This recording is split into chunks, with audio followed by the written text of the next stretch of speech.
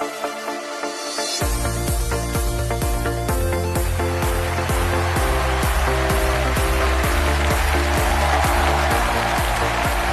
迎电视机前的观众朋友走进天津卫视的大型情感节目《爱情保卫战》。我们来看看今天请到的几位情感导师是谁？他们是情感导师于博红老师，欢迎；情感导师徐伟老师，欢迎；情感导师雷鸣老师，欢迎；情感导师陆琪老师，欢迎。来了解一下这就是基本情况，各位请看。你能想象吗？我俩结婚才1年多一点，闹离婚已经不止100次了，3天一小吵，5天一大闹，我总是找不到他人，做事大男子主义，我为他次次妥协，放低自己的限度，他却还是不改，自己承诺的事情永远不当回事，继续犯。和他在一起，我觉得我看不到任何希望，太累了。有请这对夫妻，有请。于先生，23岁，来自湖北，网约车司机。全女士24岁，来自湖北，待业，有请，欢迎两位。这么小就结婚了？结婚1年多，这时间里面我感觉和我老婆相处得很累，我老婆有一点敏感，对我不信任，多疑。哦，我实在是不知道该怎么将这段婚姻、这段感情更好的继续下去。我的妈呀，您这1年多就准备跑是吧？不是我想跑，而是我想询问这段婚姻我们应该如何的更好的过下去。你可真有意思。我敏感多疑不是你让我敏感多疑的吗？一出去就找不到你人，然后一吵架一点破事就要闹离婚。离婚不是每次你提出来的吗？前面是我提的，后面呢？后面不是你次次在提吗？行吧，咱们说敏感多疑，具体有哪些表现？我就举一个最近的例子嘛。好，我是跑网约司机的嘛。有一天我老婆打电话让我送她。在开车的路上，我一个客户给我发消息，一个女客户喊我去陪她喝酒，我因为在工作，我就直接拒绝了。我当我老婆面说的，我老婆也听到了。谁知道后续我把他们送回家，我带了个客户，大约3-5分钟的样子，没有看手机嘛。这5分钟之内，他已经给我发了10几条微信消息，甚至已经将电话打到我朋友那里去，问询我去了哪里。我给你发微信就想看看你到底去没去喝酒啊？可是我已经拒绝了。那你当我面关一眼给我看的呢？然后我就想发个微信验证一下，不行吗？那你结果你没回我。你发个消息验证，你可以验证，那为什么一连串发很多消息？我那会儿就想发消息问你到底在干嘛。真这么不相信他呀？对。为啥呀？因为还有一次我晚上回去发现我没带钥匙，我就发微信说你等会儿给我送一下，他说好。然后我就在路边等了1个小时，他都没动静，我就有点怀疑他了。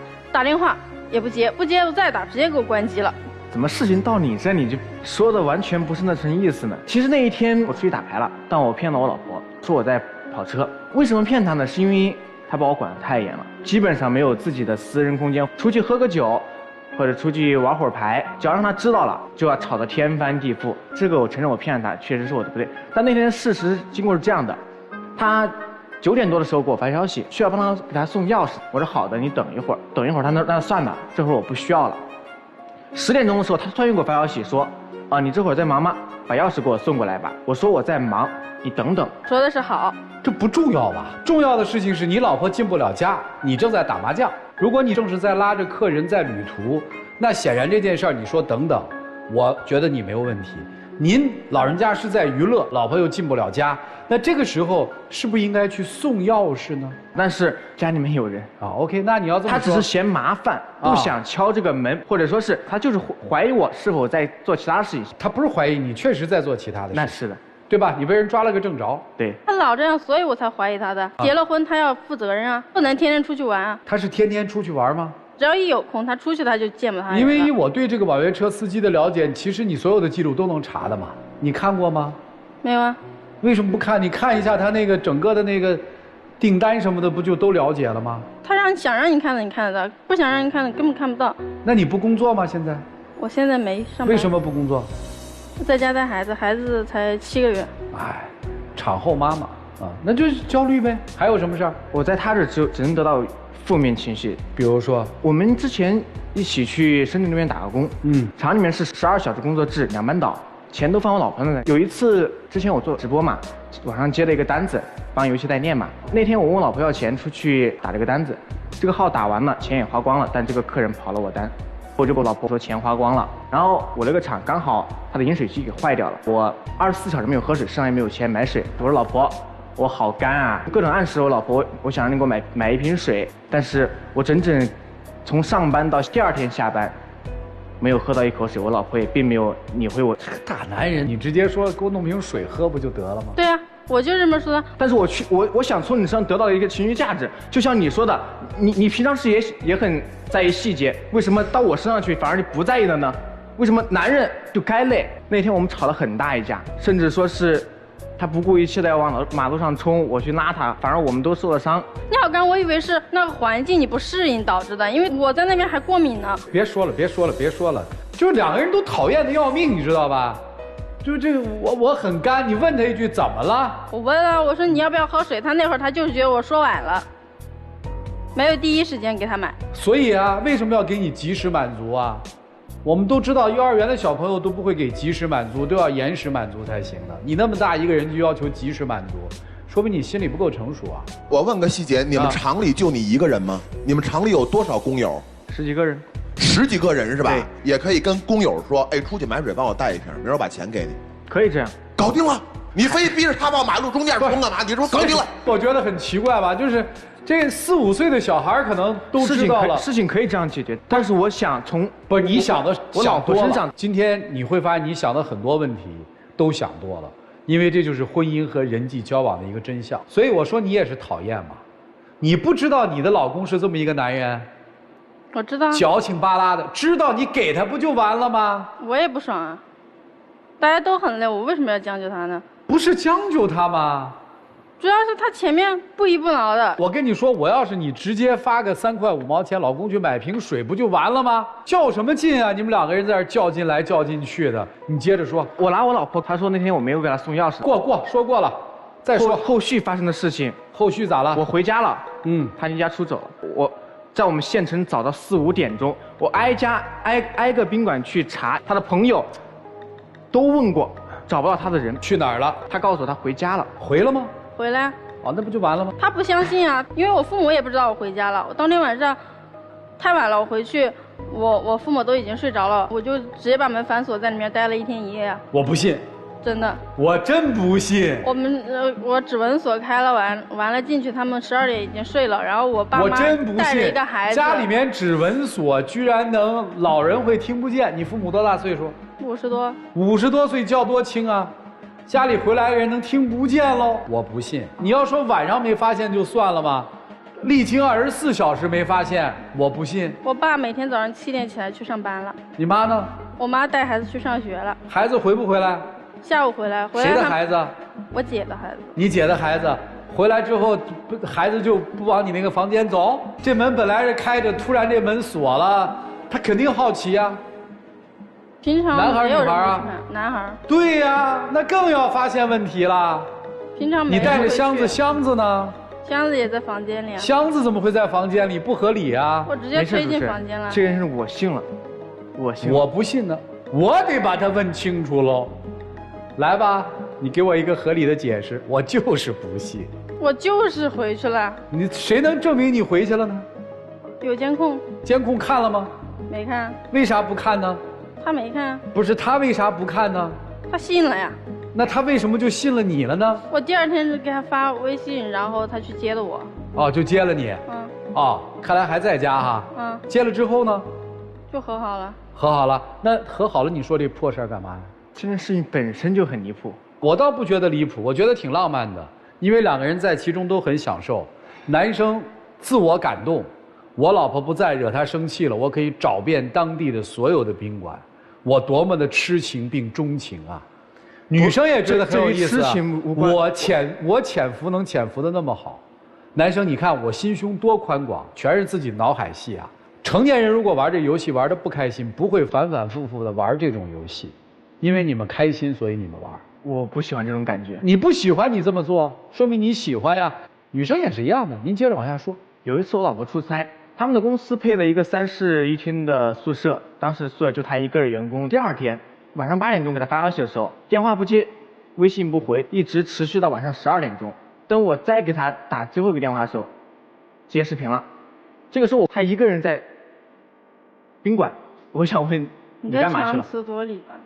我想问你干嘛去了？我跟你说了，那我培训完很累，直接我就回去眯了一觉，结果一下眯到12点，我看你发了一大堆，我就知道你发火了，我还敢接吗？我就想着赶紧去车站附近的酒店住着，明天赶紧坐最早一次回去。完事儿我住进酒店了，第一件事你还是拼命的打，那我能不接吗？我接了你，拼命的让我照垃圾桶、照厕所、照床底下，整个房间照了个遍，不信。完了，视频对着我，拿着身份证去前台问人家，还让他亲自问我几点来的，什么时候，几个人。你8点钟到12点钟干嘛去？并且为什么接电话的时候却是在宾馆？我说了，我下班很累，我一觉眯了4个小时，不过分吧？不过分，为什么手机关机？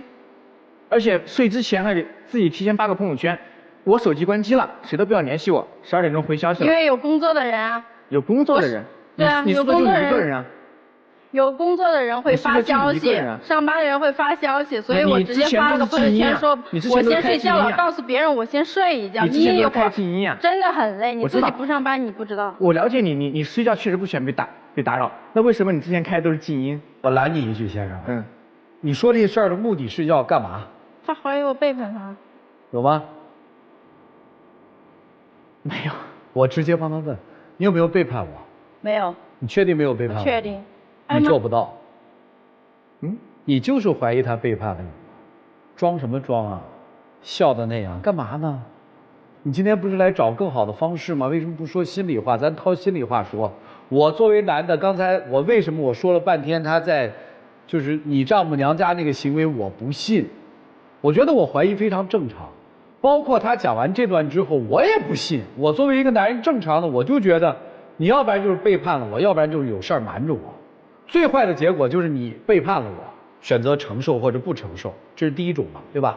第二种就是你没有背叛我，但是确实你有一些事情瞒着我，可能不是男女之情乱七八糟这些事儿，可能有其他的事情你瞒着我，那我觉得我心里不踏实。我就2种正常的想法啊，你给我一个解释就好了。没有，我要一个能说得过去的解释嘛，因为这个解释说不过去嘛，也许事实真相就是这样的，但是大家不相信。那不相信我也没办法。所以啊，但是他的反应就很奇怪。接着说，咱们这件事儿过了，你们的相处模式我们也看到一些了。我们每次遇到一点小事情很容易吵，这个情绪一上来，我就属于那种我必须当时把事情解决清楚。而我的老婆属于那种我不搭理，我不知道这种方式该怎么解决。你说的这个现象，你想表达的是什么？我想说，我是一个急性子的人，我说话希望得到一个回应，而不是说冷暴你。你是觉得他对你不够尊重，还是说他采取一种方式在治你，让你受不了？我跟他讲话，他不理我，我觉得不尊重。我在起情绪，一直重复的跟他讲话，他还是不理我，我觉得他就是故意的，要弄你，让你脾气上来，就是让我脾气上来，挑衅你。对，其3，我跟他讲话，他还是一直不理我，我觉得他可能真的没，他到底是不是烦我？我就是烦他，他给我喊1遍，心情不好不想理他，喊第2遍我正准备回他，他第3遍开始毛了，那谁愿意回他了呀？我还有一个问题，你老婆在婚前就是这样吗？婚后。是孕期开始的还是产后？孕期。她以前爱笑吗？不爱。今天她上来的整个那个情绪给我感觉都是下坠的，我对生活是不满意的。理解了。你在你们家人的这个印象当中，或者给外人的印象是个什么印象啊？急性子，容易发脾气。这是熟悉的人是吧？对。不熟悉的人呢？不知道。他对别人脾气很好啊。是，他需要在外人面前有一张脸，家人面前是另一张脸。你也活得不开心对吧？你也活得很累对吧？有没有想过，也许你们俩压根儿就不适合啊？想过，但是我想的是不适合，但是我还是想跟他在一起啊。是，你较劲吗？你愿意较劲吗？我愿意。那就是你改变嘛。那我为你也改变，我妥协了呀，你呢？你妥协啥了？他说我不让他出去，最开始是的确不让他出去，就是怕他一夜不回来。后面他保证了，每次他7、8点跟我说他12点不回来吗？对，他12点，他说他12点回来。他那一夜去干嘛去了？打牌。好，行吧，再让去呗。我很讨厌这种经常一夜不回来的人，一玩就玩一夜。通常你说我都讨厌白天不让你出去吗？而且你自己规定的时间，你承诺的你都做不到。别说了，你说12点，你快别说，你说你妥协。你说你12点回来，你回来过吗？真的，他有几次吵架吵太狠了，他确实让我主动让我出去，我出去半个小时，你回来了没有？我在家里面一个人好害怕，我在家里面一个人好烦，你赶紧回来吧。你这会儿要不回来吧，你再不回来我就要生气了。哎，你们俩的模式是想把自己逼疯是吧？我问几个问题好吧？你不让他出去玩，是担心他出去玩不好，比如说玩钱，那是一个恶习，这是一种，对吧？还是他以出去玩为借口干了其他的事情，这是第二种。第三种，他本身是一个职业的网约车司机。如果他打了一夜的牌或者玩了很久的牌，其实对他的身体状态是不好的。第三是担心他的身体，这3点担心哪一点是你第一位的？第一位就是不务正业啊。第二位？第二位我就是觉得他一直不回来很不好啊，影响我心情。所以你根本没有想过，这个男人如果这样对他身体也不好。那他自己选择的，跟我有什么关系？你看见没有，这2个人是不是一样的？来吧，老师们，你们看看应该怎么办吧。让我们一起进入丘比特问卷。对自己的妻子是如此的不信任，你的妻子对你同样也是没有信任感的。一瓶水就可以闹得鸡飞狗跳，一吵架，双双把离婚挂在嘴上。一生气，就可以离家出走，人间蒸发。这是1年的婚姻啊，究竟是什么出了问题？现在很显然，面对矛盾问题，你们不是不明白，但是谁都不愿意低头，谁都不愿意服软，那结果就是两败俱伤。你们内心也明白，这段婚姻你们已经力不从心了。我认为2个人如果真的没有办法去改变这样的相处模式，改变不了自己面对这样婚姻的态度，尤其是相互不珍惜、不妥协、不退让，那最好的办法，早点离婚。谢谢。我觉得他们彼此还真离不开，就因为他们太像了。你们的感情当中充满了4个关键词：欺骗、控制、怀疑、冷漠。我在想那个场景，就拿着这个镜头就视频，然后自己眼神不能动，然后进行那个对峙那个场景。我觉得他们不会觉得自己被羞辱了，是他们是不会，他们觉得什么呢？觉得我终于战胜你了。那边是仿佛抓到了你的一个软肋，但是你很开心，你抓错了，我没有，所以你又败了，我又赢了。他们是喜悦，是成就，他们就在彼此就是在碾压对方，然后达到他们关系的一个稳定。可能你会胜一次，他再找我回来一局，你不骗我一次吗？我来一次莫名其妙的失踪。但实际上根源是什么？我觉得最终的根源是你们没能跟自己和解，你们没有什么强自尊感，相反，你们在为对方，在被对方控制。感情当中，如果2个人不能独立，就会互相拧巴。我们真正的自信不是来自于他人对我们的反馈，甭管是屈服还是赞美，我们得来自于自己。我们的自信感，我们的幸福感来自于自己能够独立，意识独立，精神独立。你们2个人彼此离不开对方，因为压根儿不独立。你们从对方身上找到自己影子，一下就抱在一起，分不开，挺难受。但能不能通过我们的这种意见能够走出来，我不知道。也许你们有你们的自己的模式，好自为之吧。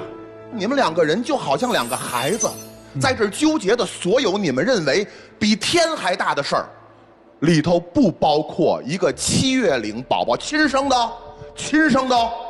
不包括。你们的孩子谁带？因为他奶奶。啊，孩子是他奶奶带是吧？对。我算弄明白为什么你们有空纠结那矿泉水了。孩子他奶奶辛苦了，你们连孩子的尿片都不用考虑，小伙子对吗？是的，那是亲儿子，然后有奶奶带，然后你跟你亲儿子的亲妈在矫情，当年为什么你没在1天之内给我买着矿泉水？哎，你现在最重要的事儿，难道不是关心一个小宝宝健康快乐的成长，身体力行陪他度过童年吗？而是纠结2、3年前的一瓶矿泉水，纠结到天津卫视。哎，生活有轻重吗？有。什么为重？你儿子和那矿泉水什么为重？儿子。你儿子7月龄了。对。现在1天往起站几次啊？我儿子现在还站不起来，在爬。然后你儿子现在会叫妈妈了吗？不会。想想怎么教吧。你觉得这事儿重要吗？重要。重要，想想怎么教。我问一下，一个女的给你打电话过来陪我喝酒吧。我知道你是网约车司机，然后我让你过来陪我喝酒。在你接到这个电话的时候，你的回答是我在开车，现在不行。不是，我说我在开车，喝不了酒。这个人你没拉黑吗？这个人为什么要拉黑？一女的说让你过来喝酒，就得把你叫过来喝酒，她把你当什么？你不觉得自尊心受辱吗？他明知道你是一个网约车司机，我网约车司机的服务内容包括陪你喝酒吗？不包括。好好琢磨那3块5的矿泉水啊，那是你的大事儿。3块5的矿泉水，你为什么不1天之内给我送来？我这辈子在别人那儿可以没自尊，我这辈子自尊都得跟你一样。我讲明白了吗，孩子？所以你觉得你在别人那儿自尊心高吗？按照你的说法不高。所以我坚定地认为2位应在一起过。好，因为只有你们互相存在，才能满足对方的自尊，而且只有你们互相存在，才能就3块5的矿泉水矫情到今天，而不去顾一个7月龄的小宝宝的成长。你跟真的，我当时特别惊讶，他是一个做父亲的吧，也就算了，这是亲妈。这个亲妈矫情到最后，跟我们主持人交流的所有的内容，不包括7月龄亲儿子他爸爸带的好不好啊？然后这时候我们哄不没有？评委，我想说一下，我的天哪！我想说一下，我老婆也在带孩子，我们也有在顾孩子的成长。但是你们的所有的想法的内容，主要内容不是跟孩子无关，跟孩子无关。你们今天在现场，我们今天讲的事情也好，没问题，没问题，不着急，不着急。你们好好过你们的日子，我认为你们俩特别合适。而且我真的不认为你们2个这种争吵有什么不好，因为这种争吵是你们的思维的主体内容。继续，这样生活就充实了。我相信你们2人曾经是有感情的，这点毫无疑问。但问题在于一点上面，就你还要不要跟他过嘛？女生好好想一想吧。让我们一起进入192就要爱真情60场。我还想和你在一起。如果没有感情，我们为什么会走到一起？说明我们是有感情的。我喜欢你，我也爱你。你担心的东西我都会改。我还想和你在一起。你说你改，你真的会改吗？如果你没有之前的那些事情，我也不会去怀疑你，把自己也逼到崩溃啊。谁不想好好过啊？你这样真的，你累我也累，我也不知道该怎么办。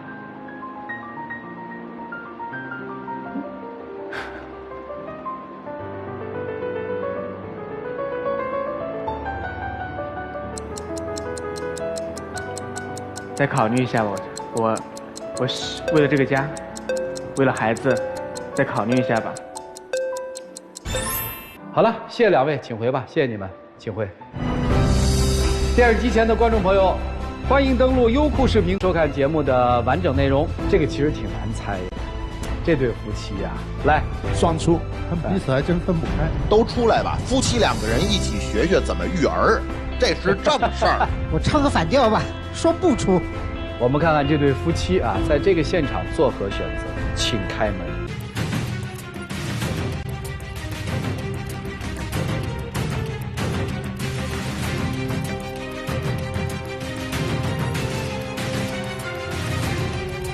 幸福的相处模式。好了，来了解下一对嘉宾的基本情况。各位请看。今天我来就想问问他，婚房啥时买？结婚都2年多了，一直都忽悠我，今年买，明年买，到现在都没有买。房，每次都把房挂在嘴边，她到底是嫁给我还是嫁给房啊？而且我跟他在一起生活这么长时间，他一直都不吃苦，大钱挣不到，小钱白挣，这个家里都靠着我养着，啥都指望着。那我嫁给他是为了什么？难道他就没有错吗？他蛮横无理，矫情挑理，总觉得我们一家都欠他似的。我跟他说多少回来再给我点时间，但他总是逼我，他还想让我咋样啊？有请这对夫妻，有请。常先生31岁，来自辽宁待业，有请。孙女士31岁，来自辽宁美甲师，有请。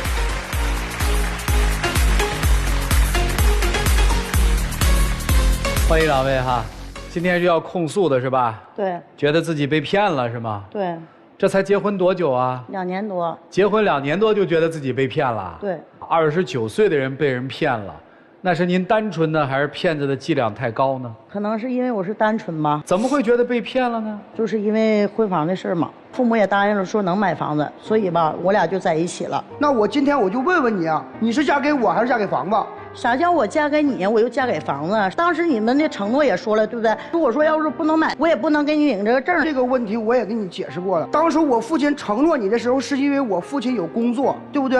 到年底的时候肯定能给咱们2个付个首付。但是谁也没有想到，中途老板跑路了，现在欠我爸的工资7、8万要不回来。我已经跟你解释过了，我说你给我点时间，我会给你买。一下就说让我给你时间，我想问问你，我给你多长时间算时间长？不是，你问我到底具体多长时间，那我也不知道我能具体多长时间。我只是说现在你给我一个喘口气的机会。现在咱家这种情况你也知道，外面有好多欠债，咱得慢慢去还。咱们先把这些外债还清之后，我再考虑给你买房的事儿。难道我有错吗？当时时候我跟你父亲也说过，去锦州买房，你呢？你说了吗？一句话你都没说。不是，我就想问问你，你是在锦州离的婚，不同意去锦州买房，是因为不想再让你回到那个伤心之地？不，您是再婚是吗？对。有孩子吗？没有。哦。那再说了，搁那个城市离完婚了之后，那就不允许去那座城市了吗？再说有一点，我考虑到锦州那边的挣钱比较方便，能养家糊口。老家这边呢，我跟你说啥也没有。锦州虽然说挣的多，但是消费跟挣的永远都成正比。那行，锦州啥的就说到这儿。那为啥搁老家买房的时候你们还不同意？谁说不同意了？行，我就直接问吧。没钱，买不了，是还是不是？是，是不是就完了吗？没钱买不了，所以吵破天，不也还买不了吗？没有钱让他可以去挣啊！哎，这个话是对的呀。去挣钱了吗？挣了。但是我看您资料上面说您现在还处于一个待业状态啊。对啊。那咋挣钱呢？因为我有一辆车嘛，需要跑车的时候去跑车，有零活的时候去干一点零活。还是在努力啊。他啥叫努力？我跟你说，跑车3天2天有一个活。那你们俩现在靠什么活呢？我是干美甲美睫的，我成天起早贪黑我去工作。那你们现在住哪儿？没房子？我现在跟他父母在一起住呢，就因为我买房，他父母曾经说过一句话啊，你们俩刚结完婚，领完证，他要跟你离婚，就记住点，别让他忽悠了，别让他骗了，他骗咱家这10万块钱，这是他父亲他母亲当时说的话。啥意思？他要跟你离婚？我提出的离婚。哦。你提出离婚啊？对，因为没房啊？对。然后，他父母就怕你骗了他们家的钱是吗？这是我看着了。如果我要看不着你聊天记录的情况，你会咋解释？你是不是还得隐瞒？这个问题我得给你解释一下，因为当时你跟我说离婚，结婚证不在我手里，一直是我母亲保管着，对吧？我首先跟我父母要，他问为啥，我说咱们2个离婚，因为啥？我是不是得说？再说了，咱俩在认识这2年期间里，你自己说，每一次吵架你都把离婚挂到嘴边，哪个人不多想啊？为啥我给离婚挂到嘴边？你有上进心吗？我现在说实话，我就感觉你就是忽悠我。不是我忽悠你啥了？你确实忽悠人家了，你是不是答应人家这个领证就买房？买没买？没有。那不就是忽悠吗？所以不要那么理直气壮，梗着脖子来喊的。慢慢都结婚2年多了，这事儿估计天天吵。平静啊。这个有没有想过要孩子呀？他提过，但是我是这样考虑的，孩子啥的我可以给你生，但是唯独有点房。不是给他生，我问的是您有没有考虑过要孩子？我也考虑过，跟他也说过，啥是买房子，啥是要这个孩子。所以他现在再说要孩子的事儿，你是不见兔子不撒鹰，没有房子不生娃，是这意思吧？对。那我就想问问你，难道我买房就配要孩子，不买房就不配要孩子吗？你啥也不干啥的，我跟你说，搁啥买？你靠我自己一个人养活你一大家呀？不是，啥叫你养活我一大家啊？我没干活啊，我没挣钱呢。咱俩说实话，你父母有病有灾的时候，那不都是我拿钱吗？啊，不是，公婆挣不挣钱？公婆啥的，说实话，刚开始的时候挣钱，后期的时候就不挣钱。不是后期不挣钱，你不知道啥原因吗？啥原因啊？因为当时吧，我父亲是脑血栓，正在那个恢复期，所以说没有那个办法去出去工作，就一直在家待着了。但是恢复好的时候，我当时我给他去锦州找工作的时候，2000块钱，你父亲都不去。为啥我父亲不去啊？首先，我父亲到了一个新的环境，人生地不熟，60多岁人了，最起码手机导航都用不了，车多人多，哪找不着是哪。再说了，我父亲脑血栓正在恢复期，你让他出去干活，他能去吗？那你要现在这么说，那老人可以不干，那你干啥呢？是，当时你给我找工作了，我没去，1月2000多，我感觉挣的比较少，我一直在找工资高一点的工作，我有毛病吗？再说了，我自己身体本身有原因，你又不是不知道。他啥原因啊？他是痛风。不是这么年轻就痛风啊？我一天冷的时候，或者站时间长、走路时间长，我这个脚就不行，就疼，就走不了路。你不用说拿你那个脚呀，又怎么地了，又干不了活了，就看你认不认干。如果说你认干的话，说哪算说去大街上卖点东西，进点货，卖点东西你都能赚钱，知道不？那些都是借口。行，看得人间清醒啊，知道是个借口也挺好的。这个除了这个钱的事儿，你们俩感情怎么样啊？说实话，对我挺好，知冷知热的。这不就行了吗？但是我想让他自立一点。所以您现在的心理感受是，您在养活着这一家3口，是吧？对，很累，对吧？我压力特别大啊！我俩结婚的10万块钱彩礼全花到他家里头了，就包括他父亲有病，我得出去。我作为一个儿媳，我得出去张罗钱，我手里没有钱，我去张罗钱借钱。我说了，我说你给他姐，你给你姐打电话，因为他毕竟有个姐，但是他也不给他姐打电话。我姐有自己的家庭，有自己的事业，人家压力也大。当时是我没给我姐打电话，但是过后我姐知道的时候，哪次差钱了？差没差钱我不知道，但是有一点啥，我到你家3年多，你姐是见过1回面，是见过2回面。人家工作忙，有自己的家庭，脱离不开工作，不回来也很正常啊。那谁没有工作呀？那咋的？工作重要还是你父母重要啊？不是，我就发现了你这个女人，你就无理取闹，知道不？你是蛮横不讲理。你自己想想，这2年来你到我家，你做过饭吗？我干没干过？最码我跟你说，我是应该的。我往你家付出也够多了。啥叫应该对你好？我不要把我父母对你好当做理所应当。啥叫我当做理所应当啊？买衣服啥的都是我供着，对不对？有病了，1年的药钱全是我供着。啊，你对我父母的好，难道我父母对你不好吗？我父亲出去打工，每次回来你喜欢吃啥，你只要你喜欢啥，是不是每次都给你买？你不用说没有用的听完，现在我说实话呀，你就向着你父母说话，知道吧？你从来没考虑过我的心情。不是啥玩意叫我向着我父母说话？我问问你啊，我咋就向着我父母说话了？好，问一句话。你是跟他结婚还是跟他父母结婚啊？我跟他结婚呢。那不就说他的事儿就行了吗？老说。但是有一点啥呢？你看着没？一直都说他父母这那的。我方便问问您，第一段婚姻为什么离了吗？第一段婚姻是因为我前夫爱喝酒，然后再加上那个耍钱啥的，然后我俩分开的。哦，有恶习是吧？啊，对。啊，挺好的，挺好的，挺好的。这个老公呢？这个老公也不喝，然后也不出去，我。说实话，感觉挺好的，就是老实本分，对，在家能够把你伺候的好，赚钱能力差点，对，在家里面公婆应该是让着你的吧？是，等于你们家的这个性别分工有点错位嘛，他承担了一个咱们传统意义上的女主内，这是男主内，女主外，对吧？对，你觉得累了，想撂挑子了。不是想撂挑子，我就想让他像别的男人一样，把这个肩膀撑起来。懂。您是初婚对吧？对。家里的条件不是特别好。对。你一直在工作吗？我之前也有工作啊，只是之前呢，我为啥手里面没有存款？第一点是因为当初我父亲做生意的时候赔了一点，我替我父亲还了一点外债，还有本身我父母身体都不好，然后我也平时带他们去医院买药看病，都是我来掏钱，再加上本身我自己的我也需要吃一些药来恢复，所以说我手里真的是没有多少存款。停，啥叫你掏钱呢？我离完婚之后了，我手里那十多万块钱，是不是？说实话啥的，那不也都花到你家了吗？花到我家咋地了？咱俩都是一家人，什么分什么你家我家，不都一个家吗？厉害啊！那是凭我自己双手挣的，你考虑过吗？而且每当你需要买这个买那个的时候，你都媳妇儿给我俩钱，那是你男人说的话吗？我没钱呢，我钱再说该挣的时候给你了，对不对？而且我也补贴家用了，我手里没有了。停，我问一下，你到底给他多少钱？平时吧。不，就是说，咱说彩礼给了多少？10万。全花回来了，承认吗？承认。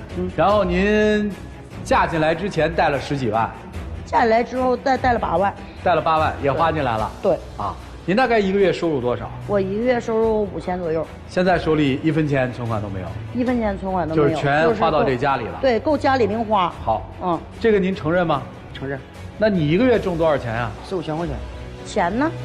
我挣的钱我都天天花了，你爱吃啥我是不是也给你买了？而且平时的家用我是不是也花了？停，你天天你给我要钱，爱吃啥呀？你吃的零食比我吃的零食多，平时我都不舍得花钱，到我手里的1分钱我都赚，我怕到时候有事了或者有啥你父亲年龄大有病有灾的时候，我上哪儿去借呀？你自己平事而论。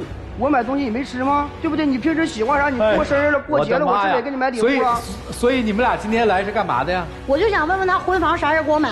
不是，我都已经跟你说过 N 多遍了，对不对？你给我点时间，但是你一而再再而三的，你逼着我去给买房。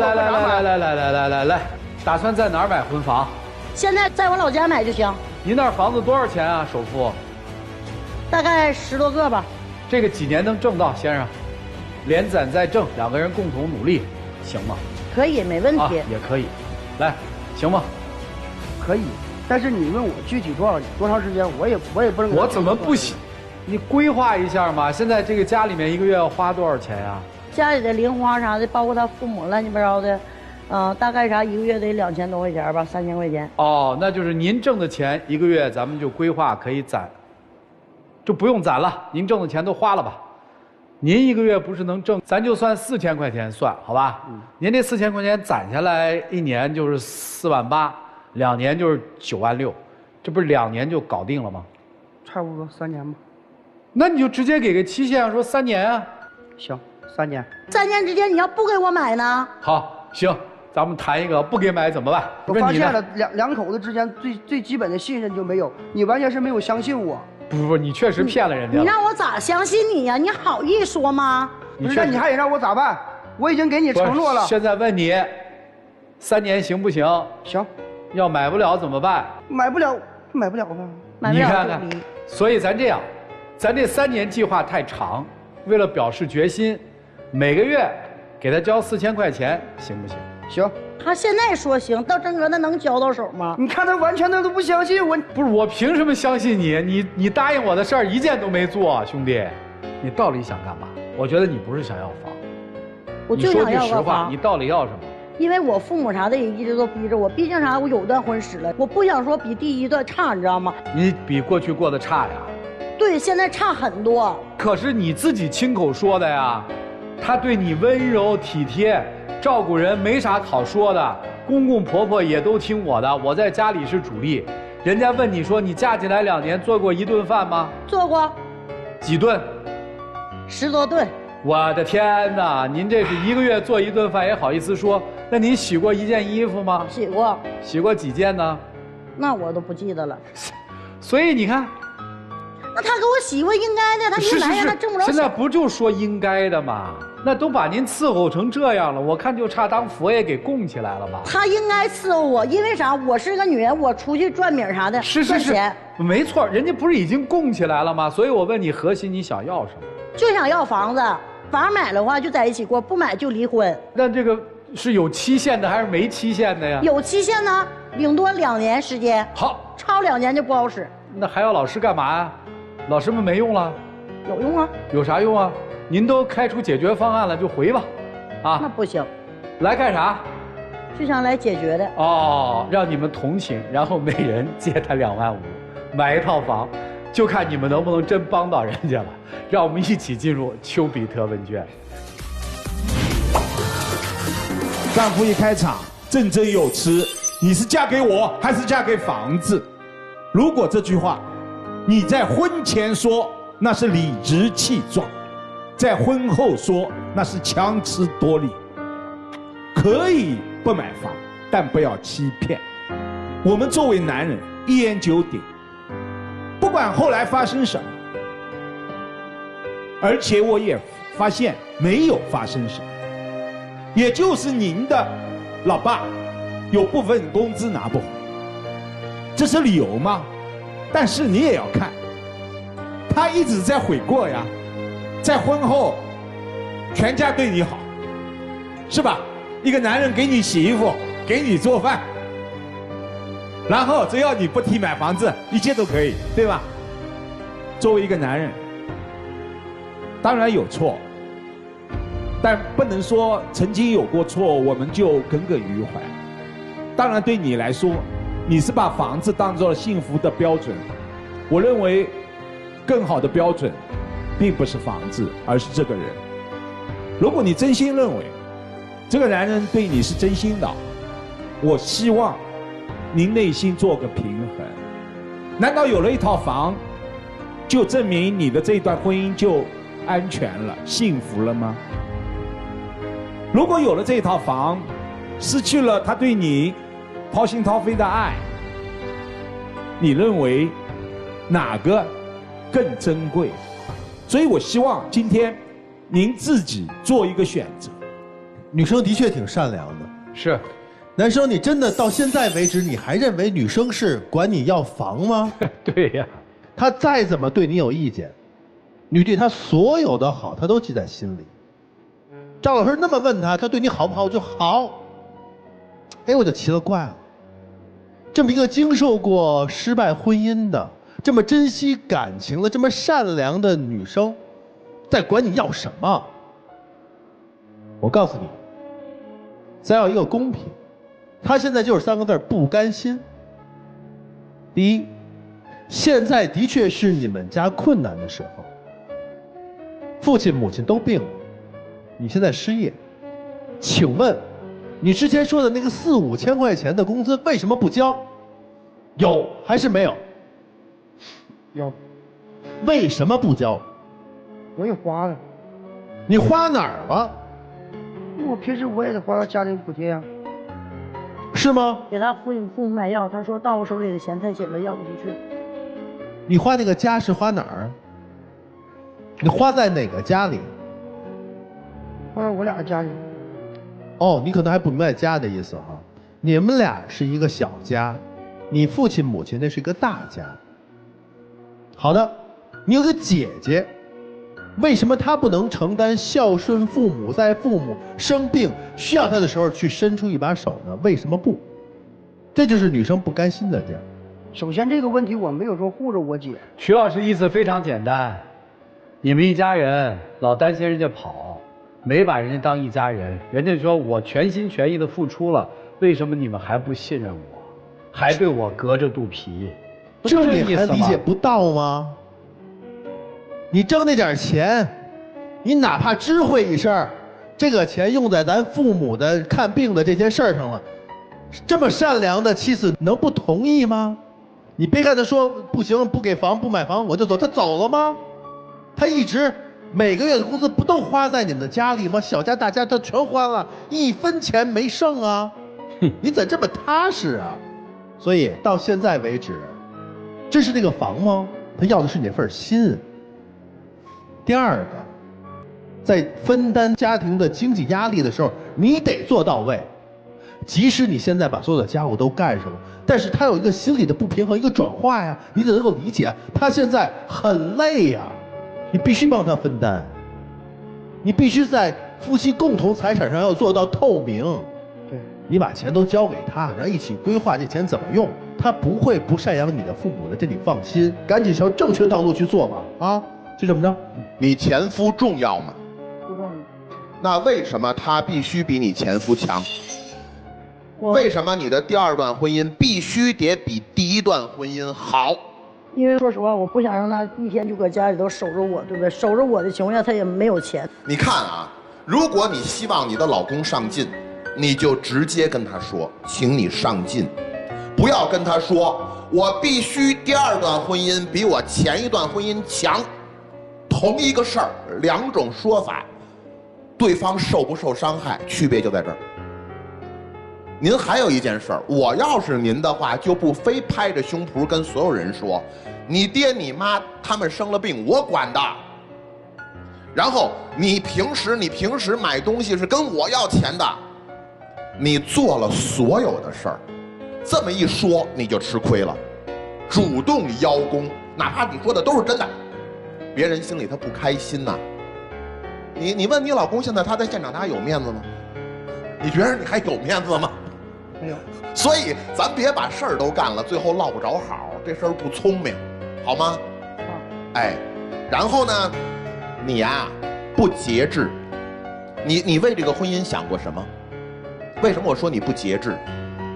你痛风是吧？那还吃？你要知道，今天他帮你养完你的父母，明天您有一天忽然之间不光右脚疼，又左脚疼了，他还得养你。你节制吗？你明明痛风，然后还天天吃那么多零食，你看在他眼里是什么？对你父亲高血压完了之后就该你了。还有，你知道为什么他说一定要赶紧买房吗？因为第一个，如果你们两个现在要孩子，这孩子也是他养。还有，你说3年，今年你媳妇儿多大？32。3年以后你媳妇儿多大？35。35在医学上叫什么？你都懂啊。他为什么急？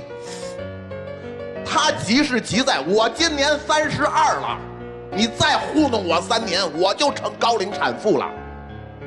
你再这么每天胡吃海喝，躺在沙发上玩手机，你再胖下去，你就不止右脚中风了。到最后谁都抵？你告诉我，如果这些都发生了，到最后谁都抵他，你觉得他容易吗？不容易。那你该怎么做？替他分担。怎么分担？请落实在具体行为。努力。努力什么呢？努力给他想要的生活。我要是你的话，我每个月有多少收入都如实上报，干脆交给他。反正交给他，他的每一分钱都花在咱家，不管是爹妈还是咱们两口子，他自己带过来的钱都花在咱家，不管是咱们两口子还是咱们爹妈。你把你的钱交给他，有什么不放心的？放心。那你还在干嘛呢？是。所以你着急吧，3年以后高龄产妇了。着急，肯定着急。所以别琢磨什么3年以后买不买房的事儿了，现在动不着。踏踏实实，他把所有的钱上交，两口子赶紧要娃吧。先别要娃吧，我这个人吧不太好骗。我问你啊，上个月挣了多少钱？记不清了。记不清了还是没挣钱？记不清了。记不清了，是1000左右呢，2000左右呢，3000左右呢，4000左右呢，左右，我没让你说数字哦。好像是3000到4000之间。3000到4000之间好。这3000到4000是通过什么挣的？来，把活告诉我。那有时候跑车啊。跑车出了几趟车？加了多少钱油？哎呀，给留点面子吧。你跑车通过什么平台跑的？账单拉出来。不是我一个农村的，我没有平台呀。钱呢？钱是拿的现金进的支付宝，还是进的哪个平台？都有账单，都有账单，干任何事情都有账单。你说4、5千的时候，你老婆给你褶着呢，人要点脸好不好？你明明就是躺那儿根本不挣钱，对，他根本不挣钱，哪有挣钱？我跟你说，他就往这一站，我就知道什么人。4大傻女人，闪婚闪嫁。嘴硬心软，倒贴婆家，打肿脸充胖子，你全捞上。对，我跟你讲，就他这个人往这一站，其实我心里面就一个字，就是离嘛，没什么别的可说的。真的，我没有任何话可以说。为什么？从头骗到尾，全凭一张嘴。你这18万怎么就没有买房呢？好，这是第一个。第二个。你说你们这一大家子人一个月花3000多块钱，3、4千块钱，你一个月挣5000，他号称也挣5000，我不算啊，那5000我不算。你那18万在2年里面，每年是9万，一个月7000的7000块钱，再加你那5000，12000一个月，怎么就填进去了？你算过吗？你记过账吗？你有好好规划过自己的人生吗？没有。你这不是盲婚哑嫁吗？你整天在那边张口胡咧咧，我要房要房，钱就在你手上啊，房呢？他们家里面唯一能拿出来的不就是那10万块钱的彩礼吗？不给你了吗？那不就是房吗？给我，他1年多都没干活，包括他。是呀，对呀。然后呢，然后你不就甜了吗？可不就是因为你甜了，所以他不用干活吗？你倒是买房啊，你让他背房贷啊。你把那18万先去买了房，然后让他背上房贷试一试，你看他好意思不干活吗？平时我让他去干活，你不用让，不用你让，银行会让他让的。所以今天你站在这里，我告诉你，你在同一个坑里面摔倒了2次。反正你要问我意见，我肯定劝你离。我觉得他是没希望的，但是我相信你是估计是不会离的。但是从今天开始，为自己多活一点，想想自己的将来未来怎么办。今天你不跟他离，将来有一天你也会被扫地出门的。到那个时候，你是孑然一身，还是手上还有那么几个钱？手艺人好好挣钱，把钱攒下来给自己买房子，这才叫幸福。这哪是要房子嘛？这就是一个女性发自内心的说：“你能不能给我争口气嘛？”她就是一个大宝贝儿嘛，在家里，对吧？这就是为什么你老婆说我要房子，自己决定吧，我们没法替您决定。让我们一起进入192就要爱真情流。媳妇儿，其实咱俩这几年一路走来，磕磕绊绊走到现在，确实是不容易。你对我的好和对我家里面的好，我心里面全都有数。但是这些年跟你在一起，我心里面有好多的心酸和委屈。我只是希望你将来，希望你以后呢改掉你的脾气，改掉你的坏毛病，不要吵架的时候总把离婚挂在嘴边。那我是为了啥呀？对不对？说实话啥的，我说实话啥的，我感觉你对我是挺好的，我心里都有。但是有一点啥，我希望我的强势吧，说实话能打动你，知道不？能让你撑起男人的肩膀，然后对我好，而且吧能出去养家，不能说只是我一个女人，对不对？咱们该有的什么都没有。我希望咱俩共同努力，我希望能有个小家庭。另外有一点啥，说实话我也挺舍不得你的，知道不？这是核心。谢谢两位，请回吧。电视机前的观众朋友，我们栏目的唯一官方报名热线是0223606301，情感困惑的观众可以来电报名，不收取任何的费用，小心被骗。我们来看看他们自己的选择是怎样的，请开门。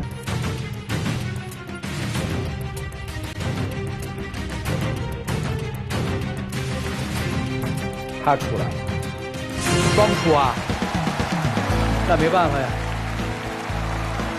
行吧，既然你们选择要好好在一起，男生就努力吧，那就祝他们幸福吧。也要谢谢电视机前观众朋友的收看和陪伴，我们下期节目再见，谢谢。